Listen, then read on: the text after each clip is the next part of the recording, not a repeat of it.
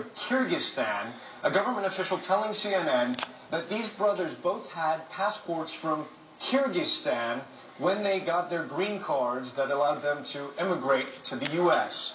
Now, this becomes a tangled story. They describe themselves to their friends, to their neighbors, as natives of Chechnya, another Russian republic torn apart by war during the 1990s. Evidently, they left that area probably because of the gruesome conflict there and ended up in Kyrgyzstan before they moved on to the U.S. As far as how long ago they left that Central Asian Republic, well, I talked to one of the leaders of the ethnic Chechen community in Kyrgyzstan.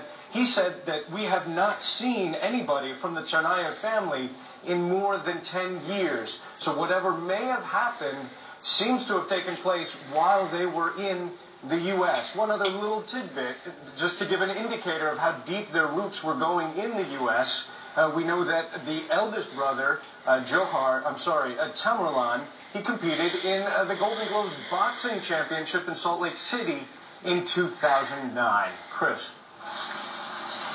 All right, thank you very much. That's helpful information in terms of that they've been here a long time. There seems to be no real connection back to where they came from. So whatever happened with these two happened here. It seems to be. Now, whether it was inspired by or motivated by something elsewhere, of course, we don't know yet at this point. I want to bring in Jim Walsh now. He's a professor at MIT. I know your office, Jim, is right next to where this went down last night as we were watching this at Building 32. At that time, we had absolutely no idea. No one had any idea that this would be linked to the two brothers and to the Boston Marathon bombing. What is it like on campus now? It must have been a real shock. Well, it's certainly, to put this in some context, I went to bed last night having learned from MIT that a person who works where I work was slain. And then I woke up this morning, one street over from Watertown, Massachusetts, a middle-class suburb next to Cambridge, across the river from Boston, to the sound of helicopters and sirens and instructions to keep our doors locked. I have since traveled. I'm not on campus now. I'm at a studio here in Watertown, which is ground zero for the police. Outside, there are dozens of heavily armed police officers and more than a dozen satellite trucks. And as I was pulling up, they stopped my car. I let them do their business. They were going house by house, checking the small side street that is near the studio that I'm currently sitting in. So all this has descended really very, very close to home for me. A fellow employee at my university is dead. And now the neighborhood that I once owned a house in and where I speak to you from now is people are locked indoors and there are police everywhere. Jim, it seems like a transformative moment, and of course a tragic one, but it's someone you worked with. It makes it personal on a level that many of us can only try to fathom. What is the campus like today? I mean, everything around where we are basically is empty. The only cars that we see going by are basically law enforcement officials because the city is in such lockdown. Yeah, I think that's true. It's true for all of Cambridge. It's true for Boston and these surrounding neighborhoods, Belmont and Watertown, where I am now. Oddly, a couple of weeks ago, we had a hoax on the MIT campus where someone called in and reported seeing a gunman. And the police swarmed in. That was a hoax. But one of the consequences of that hoax was MIT did an assessment of its emergency communications and its preparedness. And one has to think that in some ways, sadly, that helped prepare the university for what took place last night. I got instant emails from the university and from my colleagues in political science and elsewhere with instructions to stay home. Let me step back for a minute, Aaron and Chris, and also as someone who's been on TV these last several days talking about this from an international security perspective.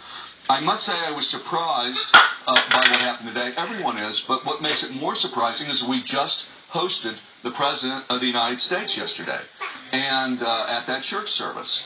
And when I was on talking last night, one of the conclusions that I drew from that by inference was that there's no way that they would allow the President of the United States to travel to Boston unless they had fairly high confidence that either the people who had committed these crimes were gone or not still posing a danger to the greater Boston area. So I think we're going to have to ask some questions going forward about what law enforcement knew and how it is that the President of the United States flew into a city when these two young men still had explosives and were still only hours away from committing other crimes. So you're saying, Jim, I mean, you think that they may have known more than they were telling us at that time, or you're surprised at the decisions they chose to make, given that they didn't know where they were? Well, I'm not positing or assuming anything, but I do think it's odd, right? So I'm asking the question. I'm sure there's a good answer, but it would be interesting to know what the assessment, the danger or risk assessment was yesterday in the decision to bring the president to Boston, if only because these two gentlemen were here and continued to, they've killed another person. They killed an MIT police officer and obviously have used explosives, within 12 hours of having the president visit. So I'm just putting that out as something, we're going to go back and we're going to look at a lot of this stuff. And everyone's going to be able to do a better job, right? The media is going to do a better job. There have been small mistakes every day. Analysts can do a better job. I've made mistakes. And I'm not suggesting that law enforcement made a mistake here, but I would like to better understand the logic of that decision. I want to bring Julia into the conversation. What do you think about what Jim is saying, that to understand the decision about the president coming? It's a big city, and the president has a very, very competent Secret Service. To not have him come to the memorial service would have been, I think, premature. We had no idea where these people were. And, he can be secure and still have two people on the loose. Who knows what they knew at what stage. But if there was any risk, it wouldn't have happened. So, you have to just assume no one's going to put the president at risk. I think what's also really interesting about what's come out so far is, from what I can tell, they spent most of their time here. They spent most of their time in Cambridge. And so this idea of a radicalization occurred, if it did, occurred here, or it didn't occur. In other words, this was something else. It was Mad Men. It was all sorts of things. And so we've had this debate about was it terrorism or not. And I think we're seeing the consequences of being able to wait and see what, in fact, what was animating these two. That they're Chechen, yes, we know that, but they spent most of their time here, a lot of their time here. That they're Muslim, we don't know how devout, so is that the motivating factor? Maybe not. And so we'll sort of reserve judgment. Right now, though, the city... This when you say we're debating whether it's terrorism. If someone blows bombs up at a marathon, that's terrorism. It doesn't matter what it's motivated by. It's a terrorist act, but if you want to bring a case against them, we really don't care what their motivation is. They killed people, and they wreaked havoc on the city. They killed more people last night, or one more person last night. And so if you want to bring a case, let's assume we're going to have a live defendant, and that's a big assumption right now. You want to bring a case that's strong, and the best case so far, you could call it terrorism, but it's a murder case. And that's drawing a distinction. You're asking